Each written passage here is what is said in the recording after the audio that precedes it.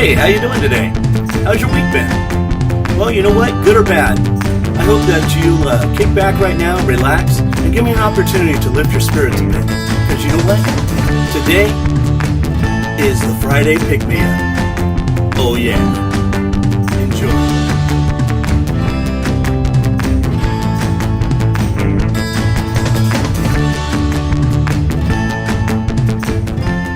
Hello, my friends, and welcome to another Friday Pick-Me-Up. My name is Frank Lowe, and I'm with Quality Works Graphics and Illustration. So what is the Friday Pick-Me-Up? Well, the Friday Pick-Me-Up, in short, is basically our time. It's that time during the week where we need to just stop everything, pull back, regroup, and hit at it again, okay? That's not what this is. This is a specifically designed moment for us to come together and encourage one another and lift each other up. Okay, I'm dedicated to come on here each week, and I'm going so I can share those things that have lifted me up and encouraged me, in hopes that it will do the same for you. And I would encourage you to come on as well and post those things that encouraged you and lifted you up. Okay, this is our time. This is our tool, a forum for where we can all meet up, take that break we need, and revitalize ourselves, together. And we can rebuild in ourselves what the world is trying to tear down all the time. Okay? So that's what this is all about. This is us helping each other, lift each other up. Okay? So let's utilize it. Let's make it our time to make ourselves strong enough to choose the positive over the negative. Okay? What do you think? It sounds like a good idea, doesn't it? Okay, good. Well, before we jump into this, I want to post a little something about what I do for a living. And once I finish that, then we're going to jump right into it, okay? We got some great stuff. I've been encouraged a lot this week, and I can't wait to share it with you, okay? All right, let's go. Hi, my name is Frank Lowe, and I'm the art director and owner of Quality Works Graphic Design and Illustration. I just want to take a second to thank you for stopping by. Please take a minute to see the many ways that Quality Works can assist you. I know that you'll feel more at ease about moving forward with your business, organization, or personal graphic needs.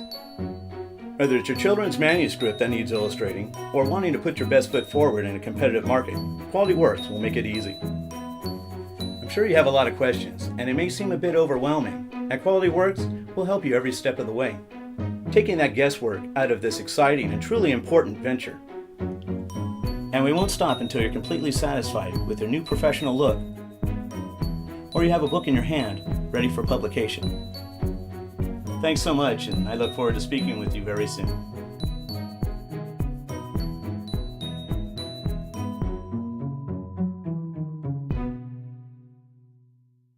Okay, well, now you know a little bit more about what I do for a living.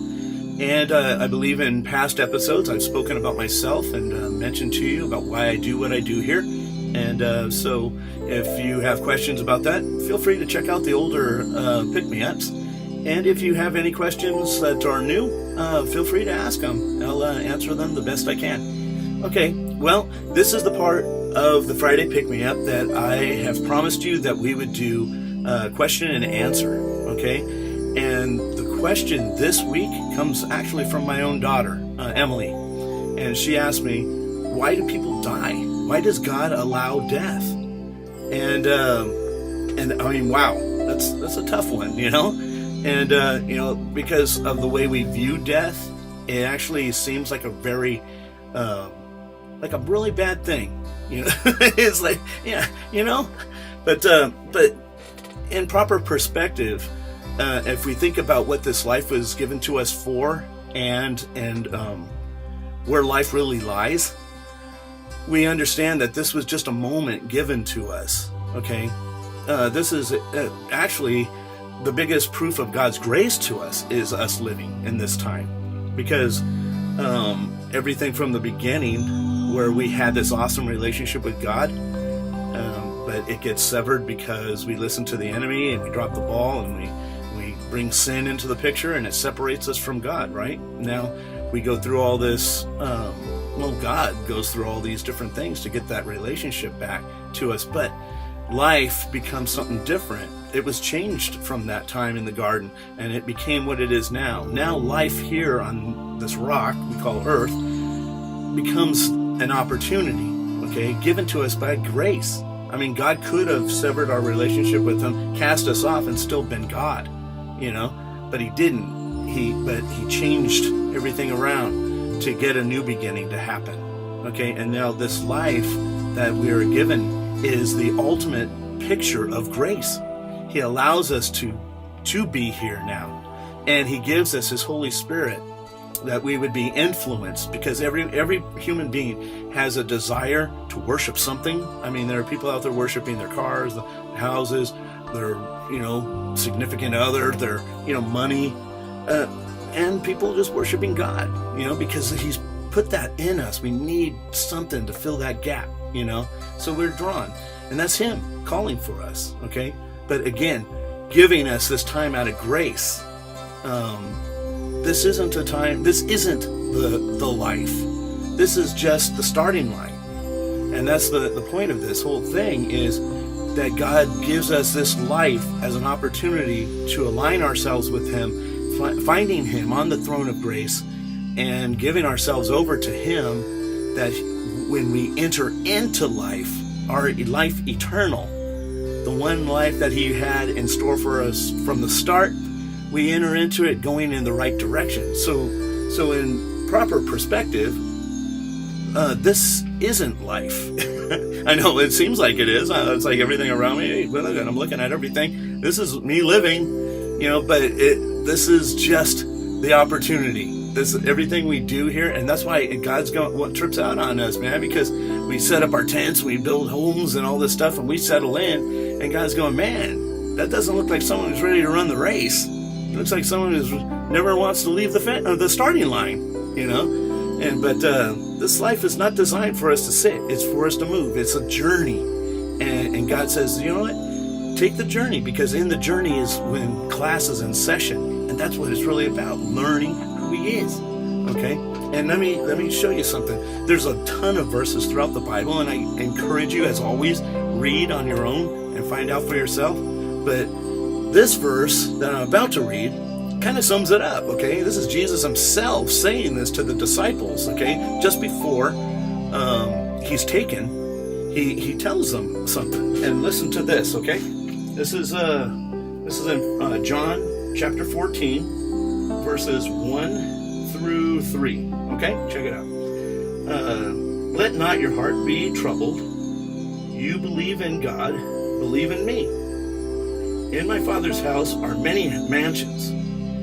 If it were not so, I would have told you. I go to prepare a place for you. And if I go to prepare a place, I will come again and receive you to myself, that where I am, there you may be also. Okay? Okay, man, that's plenty of proof. Okay? God would not prepare a bunch of homes for nobody. Okay? Life begins when we take off from here, okay? And this is, this is the starting line. This is the beginning. And so I hope that is encouraging. I hope that this is covers the question, because see, in all, I don't believe in the death. I believe that also in other verses, to be absent from the body is to be present with God, and things like that. We're never told that we die. We gain by staying in Him, and He takes us into life eternal, and that's that. So anyway, that's the question. Now I'm going to introduce to you the verse of the week, and then we'll dive into that as well. So please come back. Our verse this week comes from 1 Peter chapter 2, verse 24, and it says, He himself bore our sins in his body on the cross, so that we might die to sins and live for righteousness. By his wounds you have been healed. Hey, welcome back. I know it's kind of a downer to be talking about death when it's supposed to be the Friday pick-me-up, right? But it being Good Friday and Easter being this Sunday, I thought it would be appropriate to speak about the death and all of the good news that it has and pertains to us, okay? It wasn't so good for him, but his act was something that means the world to us, okay? So, I mean, if we were to break it down in, in every aspect of what went down while even Jesus was going to the cross, it all is significant, and it bears witness that in everything he is doing, we can trust it, believe in it, and give ourselves over to it, and have confidence that there is a place that we are going to be going to because of what he did for us. Okay? The first thing is the prophecy of how he was brought to the cross. Okay? Being beaten beyond recognition. I know this still isn't that pick-me-up part, right? But we're getting there. We're getting there. Trust me. Okay? It was prophecy. Okay? That no matter what happened to him, he wouldn't die by the hands of the people. Okay? That he would die of a broken heart. And check this out. It even says that it was reported that when to test to see if he was still alive or not, a Roman soldier jams his spear into Jesus's ribs, okay? And it was reported that water and blood poured from his ribs. Okay, that's an indication of a broken heart. Okay? That's sad and heart-wrenching to us still, but prophecy fulfilled. Okay, even the way that he went to the cross, how he was beaten and all that too. I mean, there's no way that we, a human being, a normal human being, could take it. That's just not physically possible. I mean, he was whipped with a cat of nine tails, 9 straps designed to tear meat off your bones. Okay, it had leather straps with glass embedded into it, and it was all designed like hooks to just embed when you were slapped with it. It would pull the meat off. Okay, he had ribs showing.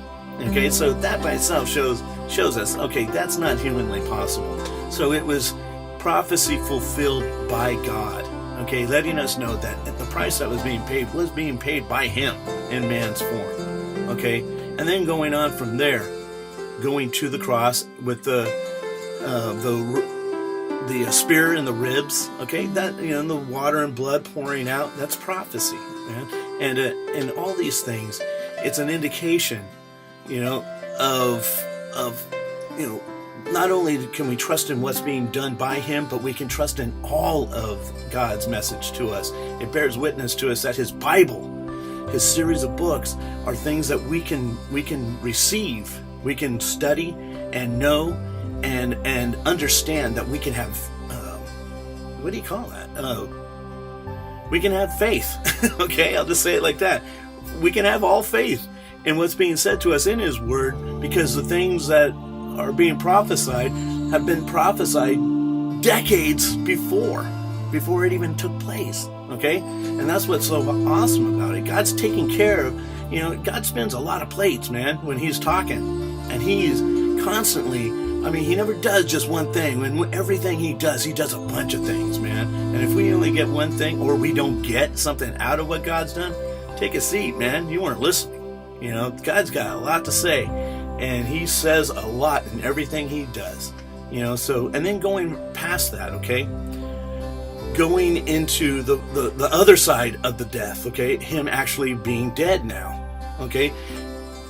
I can't think of another person who would have the ability to be able to go into hell and release the captive there that were in Abraham's bosom. Okay, these guys were all going, hey man, we followed, what's the deal? We're stuck in hell.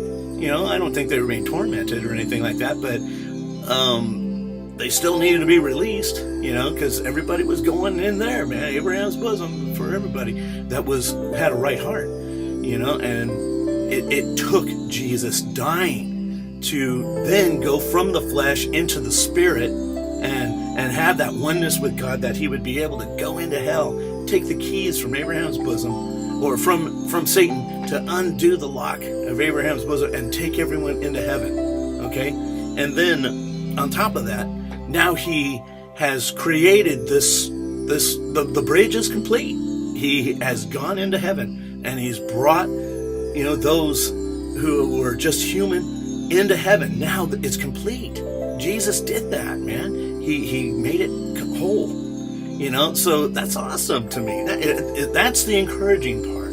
Okay, it was really harsh how it was done, And, you know, I don't want to leave that part out. And I know it's supposed to be a pick-me-up, but you know what, man? Sometimes the pick-me-up is this. Look how hardcore God was and sparing no expense to love you and to have that right relationship.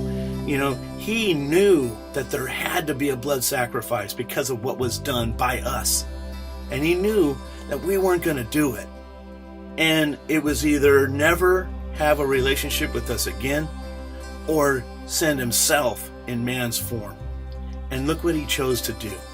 And in every facet of the payment that it took, it's not just a simple death. It wasn't him, you know, coming down, someone putting him on the cross, and then he comes back up, you know.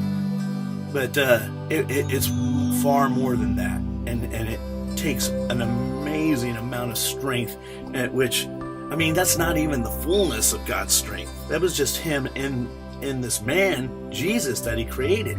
Okay? We have an almighty God in our favor.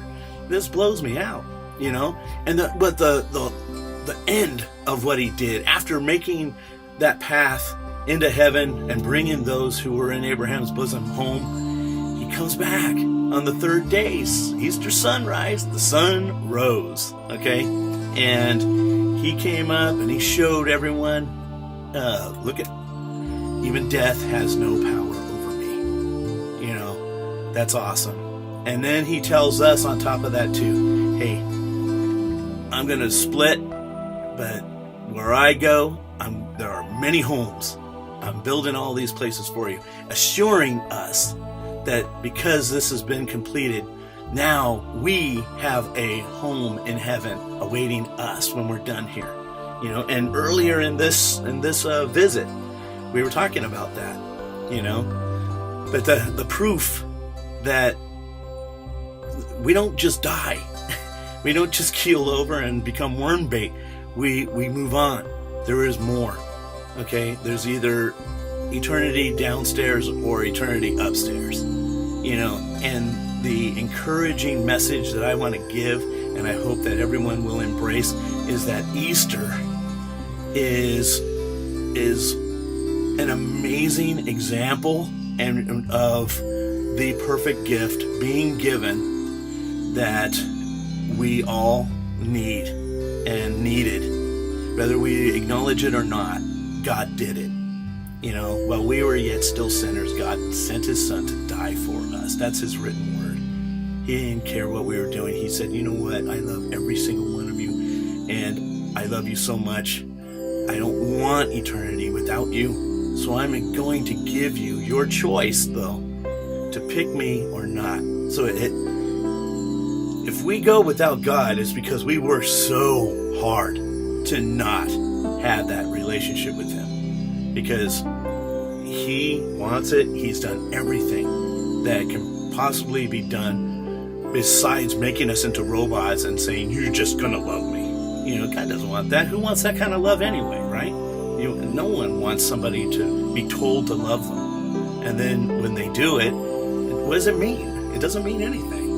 You know, you feel like telling them just to be quiet, you know? But God's done everything, including giving us our choice. And Easter is that perfect indication of every phase it took to create that gift that's free to us, but amazingly expensive to our loving Dad in heaven. So anyway, I hope that this was an encouragement to you. I know it started out kind of a bummer, but it has a happy ending for us. And, you know, Jesus didn't die either. You know, the flesh may have been taken away, but he became one again with his Father in heaven, and he sits on the right-hand side, and he's there, man, waiting for us to acknowledge him, to give him that reverence that he deserves.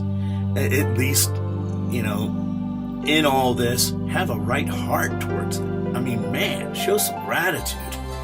If I did something like that for people and I didn't get perfect gratitude from her, I'd be pretty upset. But all he does is just continue to love. You know, what kind of heart is that? What an awesome way to be. You know, that's why I want to be like that. I hope that you desire to be that way too. If we're all just keeping ourselves in check, changing what's wrong with us inside, and we're projecting the best person that we can be, the world can change. The world will change. How could it not? Instead of us trying to make others right, and we just turn that onto ourselves and just do what we can. I mean, the only changes that we really can make are the ones we do within ourselves. And what more perfect example can there be for us than what God did with his only son? You know, that's an amazing amount of love. And I don't even know if that's even something I can ever even approach. But I'm going to try. To the day I go home, I'm going to try. And I hope you will too. Anyway, this was an encouragement to me, and it's what lifted me up. It lifts me up every year around Easter, and I always feel provoked to speak about it. So I thought I'd speak about it here too. I hope that it is encouraging to you, and I hope you always know that you're loved by God and by me and the family you have around you. Okay, look into the eyes of these people and look at them with gratitude, because what a wonderful gift it is to be loved by someone. You know, that's amazing. It's beautiful. Anyway, you guys, it's been awesome talking with you, and I'll talk with you next week. God bless you, and we'll speak again soon. See you next time. Well, my friends, that concludes another visit for the Friday Pick Me Up. I hope it was encouraging for you, as it was for me.